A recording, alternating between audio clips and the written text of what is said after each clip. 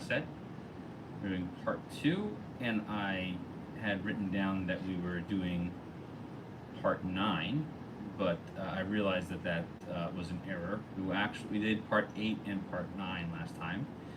Today we'll be covering part 10, so I will make the adjustment in the YouTube settings on the channel to modify the title to be part 8 and part 9. Because today we're going to talk about how unfortunate is the behavior of people who sort of refuse to contribute. They just won't consider giving anything for anything. And that would just be such a terrible loss of their ability to do chesed. They would gain so much. They would add so much value to the Jewish world if they would just do a few things that benefit others. As a reminder, we talked about in section 8 that there are some major contributing factors to what behaviors will not allow you or will reflect your ability to do good things. And we learned that there was a little mnemonic for it, and the main thing was that the main focus of it was to say that one would be focusing on not giving, on not doing, and not wanting to. A person would want to give in to their negative emotions or negative feelings, and they don't want to do chesed. And they come up with a number of factors as to why they want to be lenient on themselves. They're saying, I won't be stringent with chesed, I will be strict with chesed. And we talked about all these things. So we're going to talk further about this behavior of refusing to wanting to do any good things to others. This lack of commitment to doing good things for others. So, the mnemonic, by the way, is Yihi Petza Atzel, and that's Yira, Helem, Yediyah, Tur, Tsar Ayin, and Atzel. We're going to talk about Tsar Ayin and Atzel today. We already talked about Halem, which is refusing to look at someone else's needs, turning away from their needs. Yediyah is pretending you don't know. Tur is figuring somehow you're just not obligated to do chesed for this person, which is the hardest thing to do. I just don't have it in me to do it. But now we're going to talk about, how you sort of refuse to give them loans, you pretend like it's too difficult, you can't do anything. So now we're really, really going to focus on these feelings of just being super stingy and not wanting to give. So generally speaking, the author begins by saying, generally speaking, a person who is stingy, who has basically narrows their view, has a narrow viewpoint, this person actually flees from all types of kindness. And I think I mentioned this last time talking about this year, that one of the reasons why certain groups of people, even though they converted to Judaism, were not considered fit to marry them, is because they lacked a behavior like this. They lacked these midos of chesed. They couldn't do chesed and rachamim to others. And so we find that King David said you shouldn't even marry into these families. So specifically the Gibeoniim, the Gibeonites, the ones who tricked Joshua, Yehoshua ben Nun, when he came to the land of Israel. They found that after many centuries of living there, they still were very miserly and very cruel. And they felt that these were not people that, even though they had converted to Judaism back in Yehoshua's time, they were not to be considered a part of the Jewish people. They could marry amongst themselves, but shouldn't be intermingling with the rest of the Jewish people.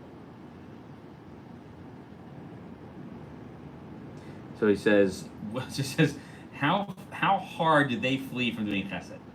They put all of their might into to do nothing but making it better for themselves. They constantly gather things, and they won't do a favor. They won't lend a hand. They won't lend an item. They won't lend money unless it's somehow going to benefit them. They, you know, and their desire for money is unending, and they're just going to continue to pursue this. It's actually kind of funny. He talks about this way in terms of this type of behavior. And someone who behaves like this, he quotes a verse in Mishlei, and this is in Proverbs 28:22. He says, "Nivhal lahon ish ra," someone who constantly pursues an increase in wealth. Ra'ayin, excuse me. Nivhal lahon ish ra'ayin. He is a person who has nothing but evil eye. He doesn't realize that as much as he tries to collect, he's actually limiting himself. So he's not gaining more. I actually saw an interesting story before I get to the measures that he quotes over here. That the a wealth coach one time was coaching a woman, and he said, "What is why do you need my services?" She said, "Well, I just made $5 million in my last business, and I want to get to 100 million."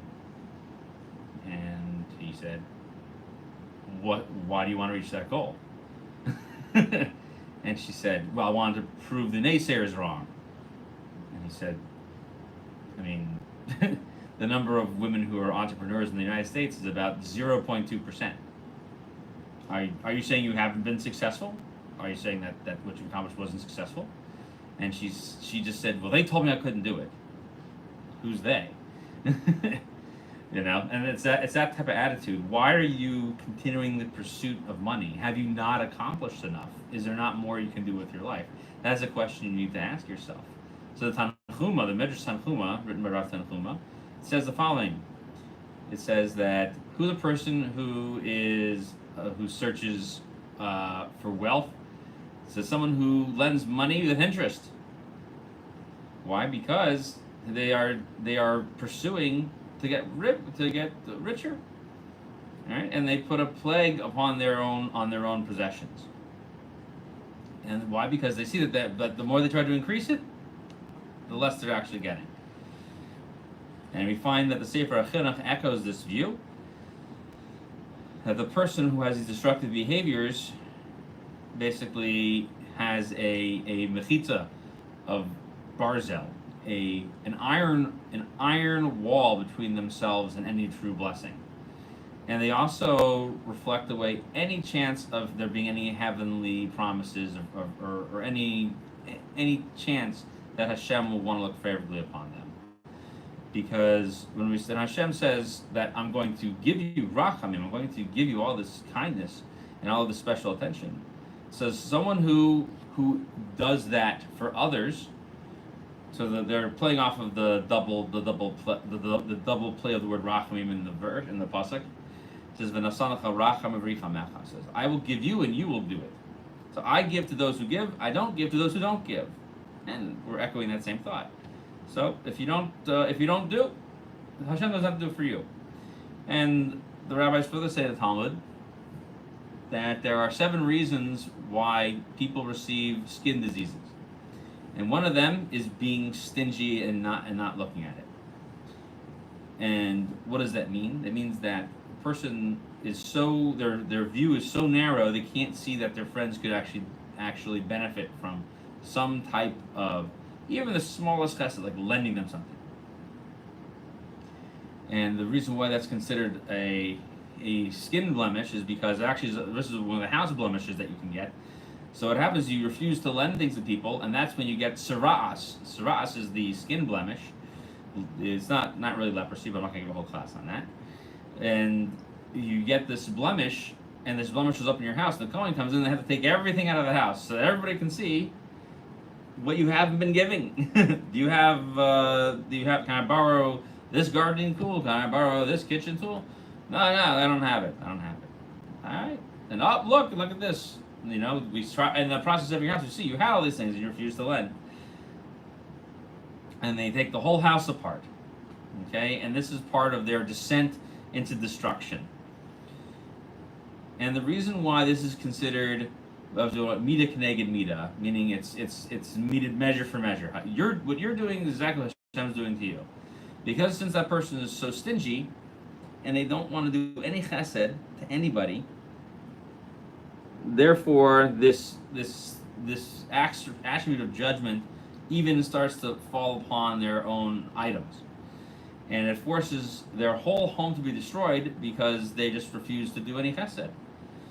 So the judgment, the God's exercise of the trait of judgment is the only one that would act to do such a thing.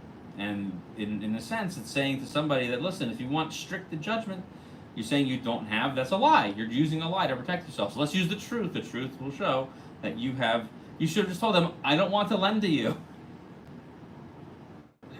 So he tells the following story. He says, there was about one individual that had a lot of stuff, and they were just sort of a very miserly person, and didn't give any charity money at all their whole lives. So one time, they went crazy, and they took a fire, or took something like that, and they lit up their house. And he went and he took all his gold and silver and threw it into the sea. He took an axe and he broke all of his wine barrels. And what caused him to experience this? And the Midrash says, because he didn't honor Hashem. Not at all. And so Hashem didn't honor him, and so therefore he was caught up in his own self-destruction and his own miserly ways, because he refused to give chesed. Another Midrash says the following: a person should be careful that they should not refuse to do nice things to other people, because those who refuse to do nice things, rachamim specifically, then they are basically performing avodah zarah. How are you performing avodah zarah? Because it says beli ya'al, which is beli al, and it means that they are destructive. They have no sense of responsibility. That's what we're looking for. They trust only in what they themselves have, and they have collected, and not from Hashem. And the Torah says not to do that. And what's happening? You've made gods out of money, because it says in the Torah, Elohei kesef ve'Elohei zahav lo sa'asu lachem. And Rashi says, bring the same measures over there, and he says, this is in Shemos, this is in Exodus 20, chapter 20, verse 20. It says, why does it say don't make money into your God, don't serve that. And this in itself, this value itself, says the Ahavas, that they don't have any sense of pity or any sense of responsibility, but they only think to preserve themselves. This is such a grievous behavior that it's not even really spoken about exactly, but it's talked about it. And it says, for example, that Nasan Hanavi, this is in the book of Shmuel, it's in chapter 12. Okay? This is Shmuel Beis, actually, in chapter 12. It says, Nasan Hanavi comes to David, and he tells him about, the story of the man who has simply one sheep. It's when King David takes Bathsheba for a wife, and he takes her away from Uriah Hittite. Nasan gives him the whole story about the guy with one sheep. And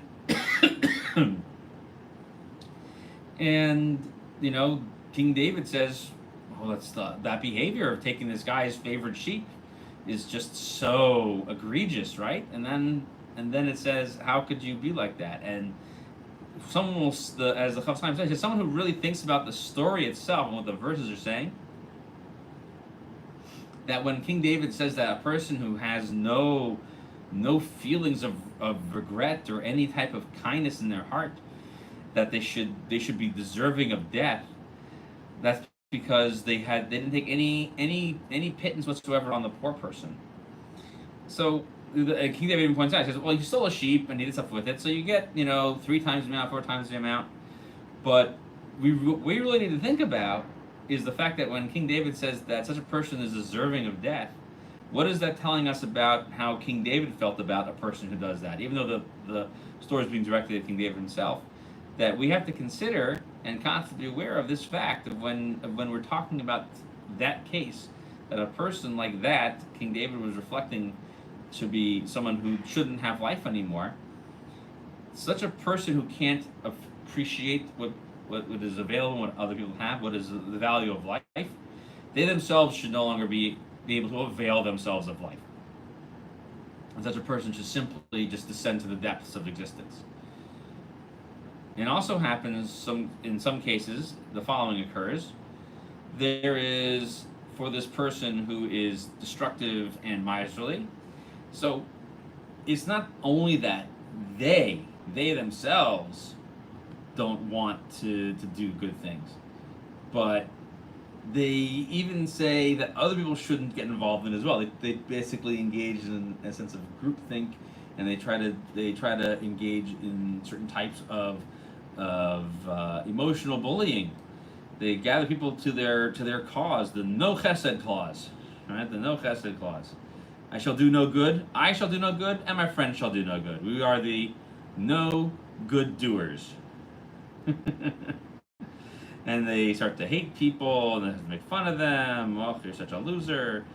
Okay, and upon this, it says in Pirkei Avos that a person who they're talking about different midas of different people, one who gives not and who receives not and won't let other people give, that person is a rasha. They're an evil and wicked person. Because even the nicest person should be able to do that. But no, they're saying no. You are so destructive and so unwilling to give that you must be wicked. That you won't even allow even the closest person to benefit from your own things.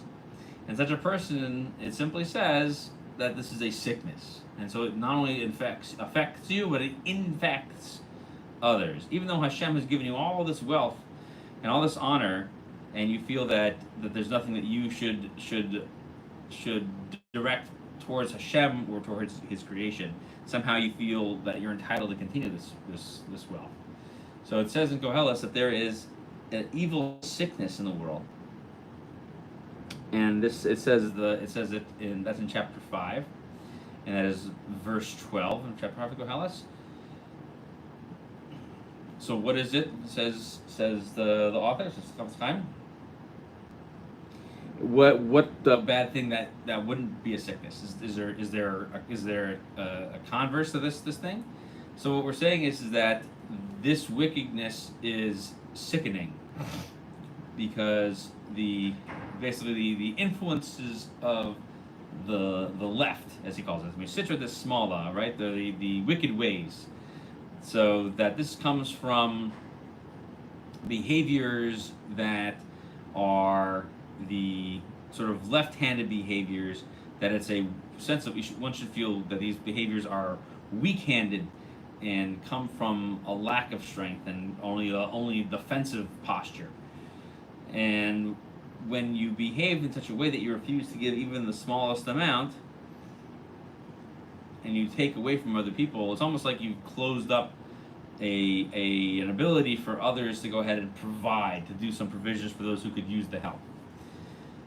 And after that experience of not allowing people to give to others, and you collect all of your friends around to all be miserly together, you basically are in some ways shuttering off the world around you, and you bring these negative people to you, and you sort of increase your negativity, and all of that is considered the ra'ah, the evil.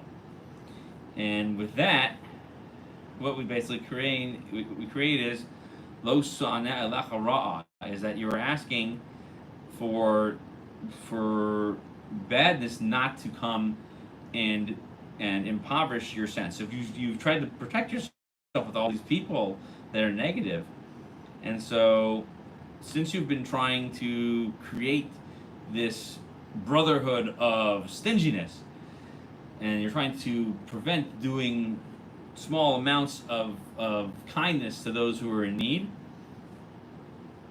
you find that is the infectiousness of it. And the sickness becomes that all of these people who have joined this group, there's a group that refuses to give and do kindness to others, because the infectiousness of this negativity gets into them, they now become uncontrollably miserly. They will retract their money from other things as well. And so what happens? So somebody who wants to collect tzedakah. He'll come by any one of these people, and they'll complain, "Why are you coming to collect?"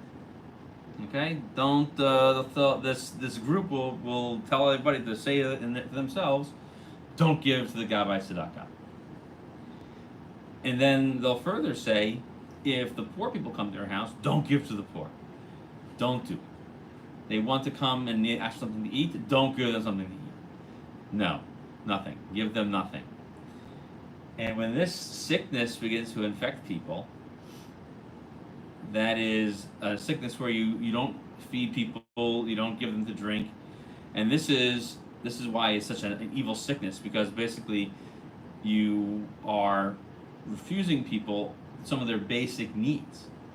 And to this type of sickness, Shlomo Melech says that a person who has experienced so much success, these gifts, the wealth, and all the provisions, all come from Hashem, all the honor. Then the only thing that could be possibly manifested with them is exactly. It's a great point. Bad people love each other and work together, and they conspire, and that's what we're saying over here. That Hashem conspires against them, that they don't get to enjoy those type of things. In many ways, you can use from the Lord of the Rings example, Gollum. Gollum is so obsessed with the ring, the one ring to rule them all, that it consumes him. He has to have it. He feels like he can't move on without it. So in many ways, that's if you want a sort of a manifestation of it. Think of Gollum, obsessed with possessions and the power that it gives him, the perceived power. And so when all this evil comes upon them, continues the Ahavas, with all of this conspiracy to continue to convince these people that they should not do nice to others and not benefit them in any way. So in a sense, it'd be nice. Hashem, in being nice to them, will basically refuse that they should be allowed to keep all of their wealth. They can have the wealth and enjoy it for now, and that'll be what they need to sort of sustain them now. And then at some point, they will not be able to enjoy it. Why? Because when they think that they're going to trust in all of this bad behavior and all of this wealth, and then they themselves become stricken with old age, he doesn't give them anything else to support them, because they thought they could rely simply on their wealth for everything. They didn't think about the care and the consideration and the value of having other people around them. And from that, someone else is going to come and have to manage, because they're now incapacitated from old age. Someone will come and have to manage their estate. And this is why it says that, so Shlomo Melech continues in chapter 5, verse 12, that a person's wealth is guarded to him to his detraction. How can wealth be a detraction? This is it. This is exactly what happens. So the person who went and refused to give money to others is someone who's going to see it all become someone else's, and they can't even control anymore. And that's what they're going to see, because this wealth that they had spent so much time collecting, and they trusted in the value of money more so than anything else, they are now smitten with this disease.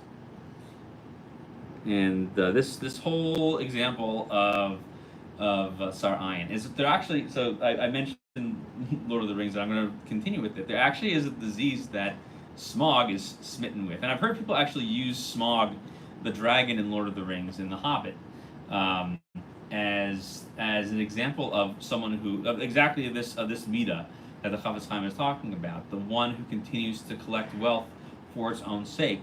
They become violent, they become lonely, they simply defend their treasure from others. In what world would that seem valuable? So it was a dragon sickness that one became ill with, and then I'm not going to go. You can read about those who tried to take the dragon's wealth, and the rest of the story is in the Hobbit, Ayin Sham. But in a sense, if you wanted to see a manifestation of such a story, The story of the return of the Dwarven Kings is in many ways, in that story, is basically what the Chavetz Chaim is talking about. Is that here they think that by banding together for a good cause, that if they don't see to do well to others, to benefit others and the causes of others, that they will be smitten with this sickness that makes them just want to control all the wealth for themselves. They'll become so destructive and so evil to others. And we find these topics dealt with very explicitly in Koheles. And so therefore, one should certainly stay very, very far away from these behaviors, says the Chafetz Chaim. And they should conduct their whole lives in being a good person and to do good unto others. Desolation of smog. Yes, that's the one. And they should always look to do nice things for others and do things that will benefit that person. Okay, it says that Hashem should do good things for those who do good for others. In Tehillim 125:4. So that the idea is that Hashem will constantly be paying attention to all the good things that you're doing. It's not only that they should give it to him, but also that he should be able to do well and do good things for others. And that will then extend to everyone. And I think with that we will finish part 10. And I'm going to make the adjustment, so I apologize for getting it wrong in the titles. So we'll fix that, and we will pick up next week. With more of learning about. We're talking about getting rid of laziness and trying to focus on things that are motivators to doing service of Hashem and doing chesed for others. So have a wonderful rest of your day. Take care.